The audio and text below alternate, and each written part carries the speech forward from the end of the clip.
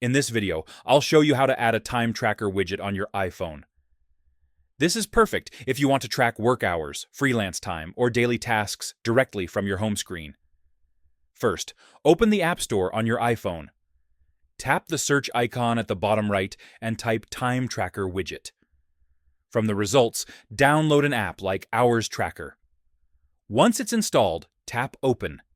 Inside the app, tap Add Entry. Enter details like start time, end time, duration, or hourly rate. When you're done, tap the checkmark to save. This step is important so the widget has data to display. Now go back to your home screen. Press and hold on an empty area until the apps start to wiggle. Tap Edit in the top left, then choose Add Widget. Scroll down and find Hours Tracker. Swipe to choose your preferred widget size. Tap Add Widget, then place it anywhere you like. That's it! You've successfully added a time tracker widget to your iPhone. If this video helped, don't forget to like and subscribe for more iPhone tutorials.